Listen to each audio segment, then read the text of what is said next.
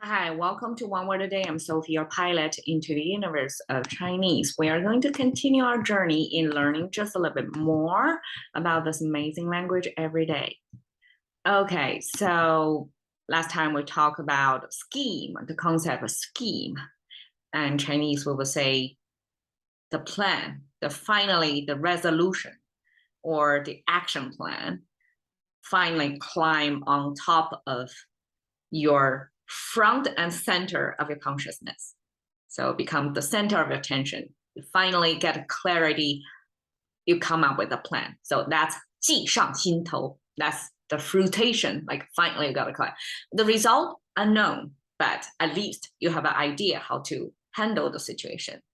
So today we're going to go with, well, it's not a math class, but I feel like somehow Chinese have this innate built-in mathematical character in the characters. Okay, let me explain.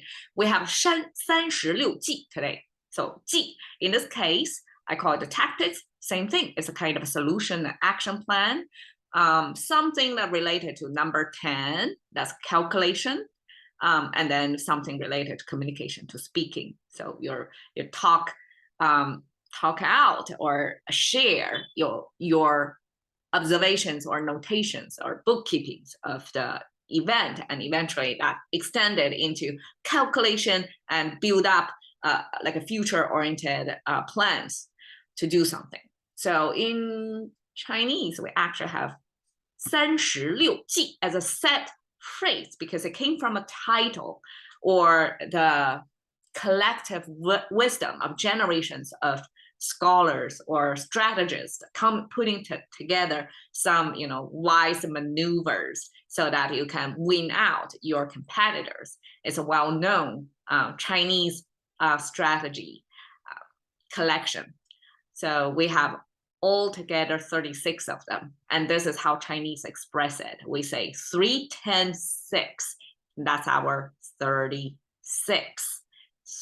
Okay, so if we say 63, it will just be 六十三. This is 三十六. So we always say whatever in the front digit first, and then we will say the position of the digit is on the 10th decimal, not decimal, on the 10th. So it's like 3 times 10, right? Now make it 30, and then plus the 6 the end, the single digit column. So we have 30, and if we say 63, it will be just reverse, right?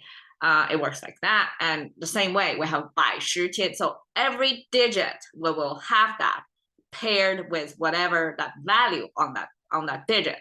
So in this case, we have like a 3 on the 10th digit. We have 3.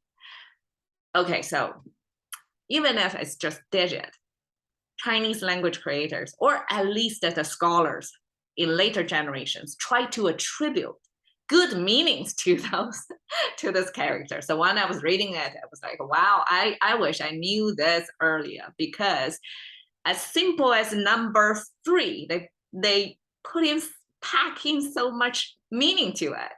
Okay, so see how Chinese look at number 3. We have 3 horizontal lines, right? I mean, it's almost as intuitive as kids first learning to count things with their fingers, 1, 2, 3. Like how easy is that, right? But the language readers or whoever raised in this language would later on attribute the top line is the heaven or the sky, and then the bottom line is the ground or soil or the earth. So heaven, earth. The middle line is the living things in between. And the other day, it struck me as I was watching the movie Interstellar.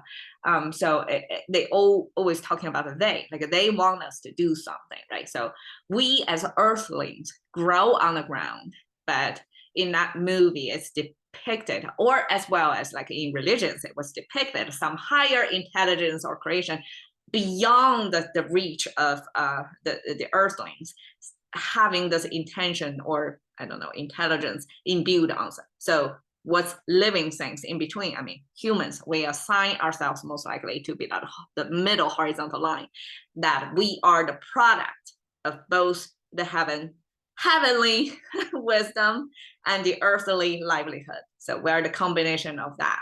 So that's how Chinese character capture the positioning of humans ourselves in the universe. So we are the child of heaven and earth.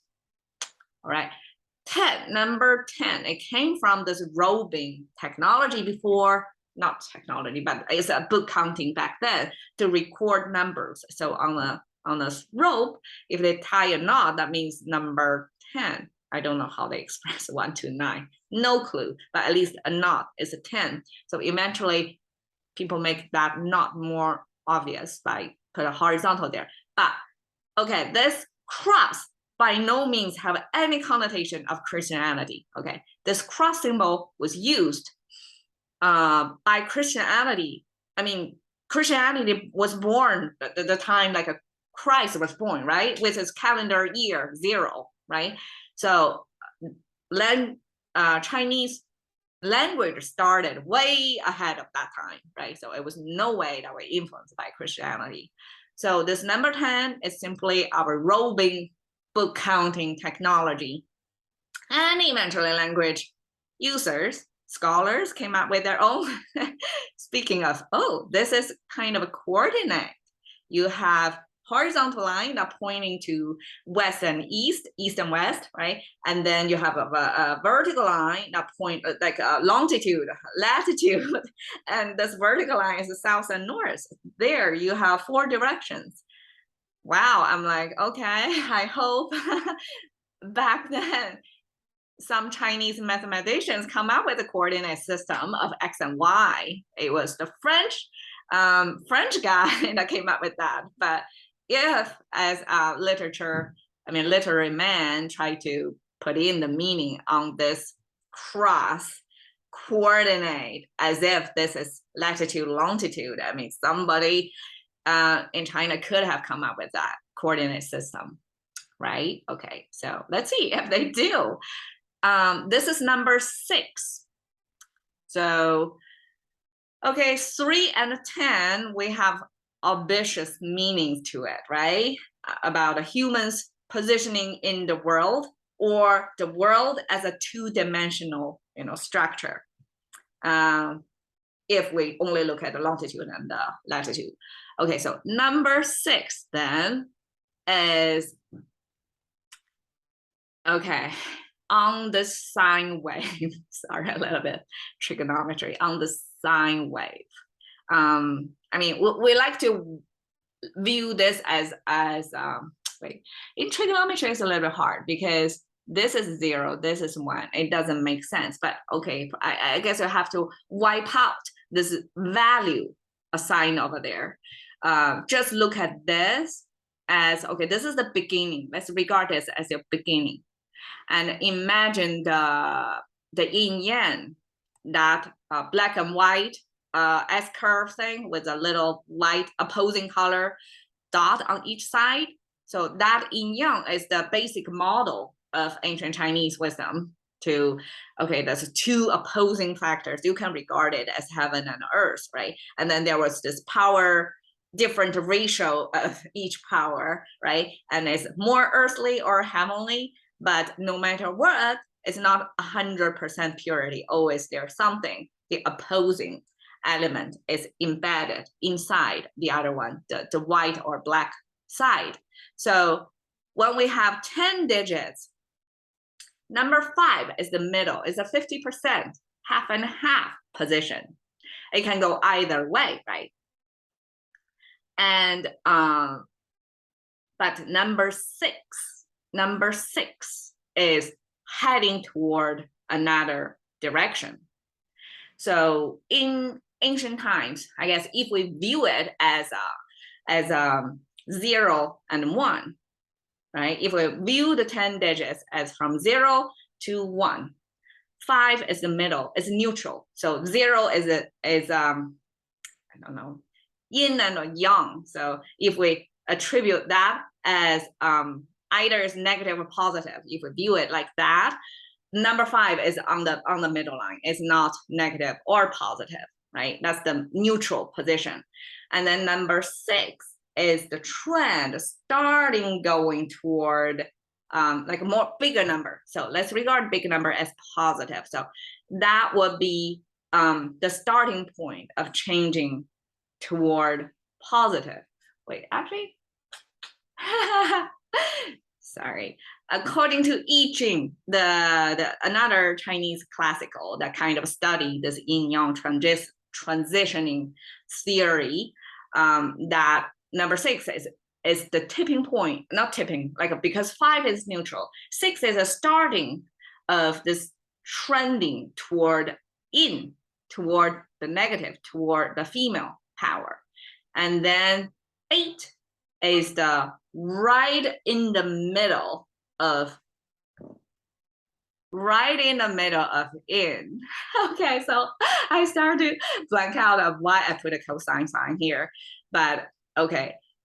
I guess the peak and the valley are, I want to represent the peak and the valley if we regard it as yin-yang, the oscillation of the two polars, right? And number 6, in the language creator's point of view, would be, okay, so if this is the low point, this is the,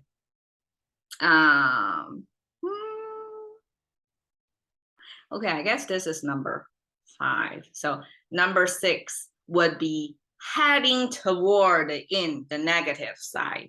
And then number 9 is the one that's heading, because this is number 9, it's kind of reaching toward the lowest point. And once you reach the lowest point, number 9 again is the rising point from the lowest point. That's starting to go positive again. So this is starting to go negative. So 5 is neutral. I guess neutral is the middle, if it's neutral. And then 6 is somewhere over here. And then it goes continue more negative, negative, negative. And then this is the lowest point, most negative. And then 9 is somewhere around here. It's going to be positive. I mean, it's Chinese theory about the 10 digits and how negative and positive, or yin and yang, they are.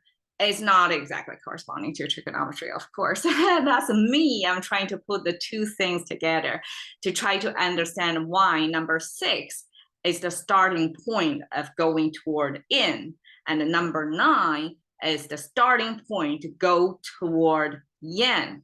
So, and then in between 7 and 8 are kind of neutrally. So 7 and 8 probably is the most drastic of the slope. But of course, language creators wouldn't have this slopey view. But to them, it's between this 0 and 1 or 10, from 1 to 10, right?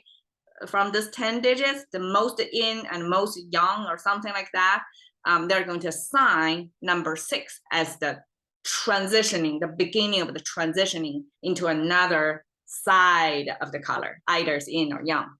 According to scholar, is yin. Okay.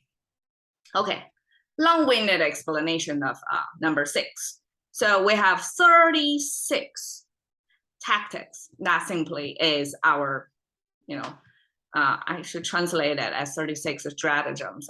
Apparently some, it's called a sinologist, somebody who studied Chinese, like that's their career. They translated, this scholar translated Chinese classic and make a book out of it. He translated as stratagems. So it's tactics as well, right? Tactics for triumph and survival. So of course, there's an application to today's living. And that's what I plan to do in the next 36 episodes. So each episode, I will introduce one concept from this 36 tactics. It's quite ambitious for me because I even if it's some of the strategies are embedded in our daily language, but a lot of them are not lesser known. So I need to dig harder to understand the stories, the context, and therefore the meaning from the context, like what the language creators or people who scholars in the past to put together this 36, they see effective tactics to become the winner of life, I guess.